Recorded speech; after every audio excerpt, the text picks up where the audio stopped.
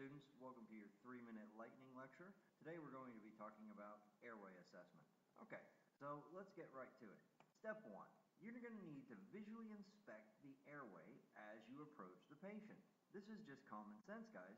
As you're walking into the house, as you're walking up to the patient laying on the street or at the mall or on the sidewalk, you need to visually inspect them. One of the things you should be looking for is breathing, and is their airway open? If the patient is breathing, speaking, moaning, or crying, what does that tell you? Well, you can't do those things if your airway is unsecured. If your airway is closed, you can't breathe, you can't speak, you can't moan, and you can't cry. So if they're doing these things, then that tells you automatically that their airway is open. Step 2, listen for clues. That's right, guys, we're going to play detective here for a minute. What do you hear when you approach the patient? What kind of breathing sounds? Remember those lung sounds that we spent a whole semester listening to? That's right. What do we hear? Do we hear snoring, wheezing, any gurgling, or any coughing?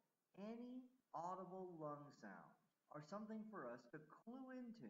It may be a big problem, it may not be a big problem, but it's something that we need to look at and pay attention to. And what does that tell you about the airway? Step 3, guys, talk to your patients.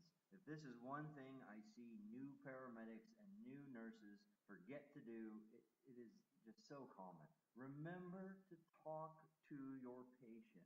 The patient is the best source of information you have. This is the person you want to talk to. So when you speak to your patient, what's it going to tell you? You're going to gain really valuable insights into their condition.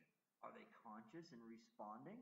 If they are conscious and they are responding, are they alert or are they confused? Do you hear any fear or panic in their voice? Many times, anxiety accompanies airway problems because you know what? It's just very, very scary to not be able to breathe. Is the patient forced to speak in one-word sentences? Now, I know you've heard that phrase before, but let's clarify to make sure you understand what it means. A one-word sentence is when a patient in respiratory distress tries to tell you what is wrong. When you say, "Hello, sir, my name is Jeffrey, I'm a paramedic. How can I help you? What's going on today? What's your main complaint? What's your chief complaint?" Whatever you start your patient interview with, when the patient looks at you and says, "I'm having trouble breathing," those are what we call one-word sentences, and they are a sign of severe respiratory distress. Step 4, decide on your course of treatment. Once you've done everything, you need to take action. That's what you're being trained for. We don't really need you to go to the scene and tell us, "Yep, he can't breathe." We need you to go to the scene and say, "Yep, he can't breathe. Here's the course of action I'm going to take based on the signs, symptoms, history, and protocols that are going to be applicable in this situation." So in an examination, it's really important that you tell your examiner what you're going to be doing. And it's similar to real life, in which you would inform the patient of your treatment decisions before you actually perform them.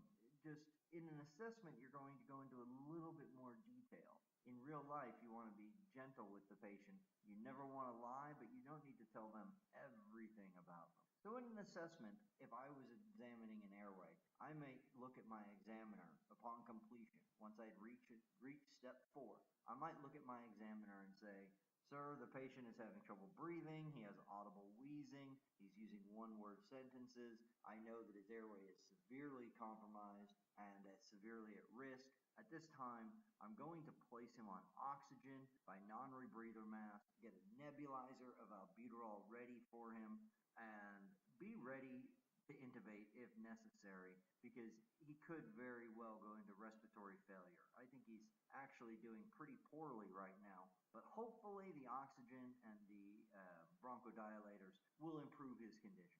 That's what an evaluator wants to hear. Do you know what you're doing? There is no point in looking at your evaluator and saying simply, "Airway open, breathing okay, circulation, pulse."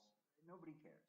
You've memorized the words and it doesn't make any difference. I need to know, and the team of evaluators needs to know, do you know what it means when you hear audible wheezing, when you hear snoring respirations, when you hear rhonchi and rales, when you hear or see a patient speaking in one-word sentences? Do you know what these things mean? And do you know what to do about it? That is what they want to see.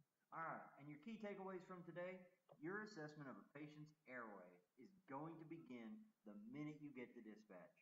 Next, if they're talking, crying, or moaning, their airway is open. And guys, just to remind you, regardless of your level, level 4 through level 8, or level 3 rather, I apologize, level 3 through level 8, you're expected to be able to manage any airway condition that presents while you're on duty.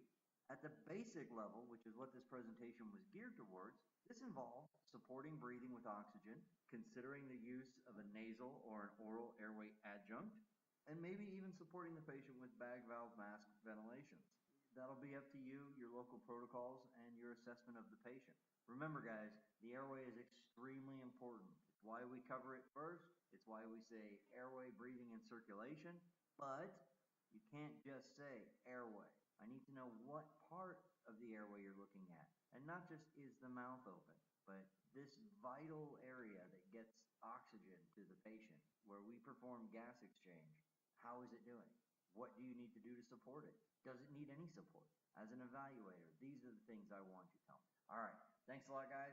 Hope you have a great day, and tune in for more 3-minute lightning lectures.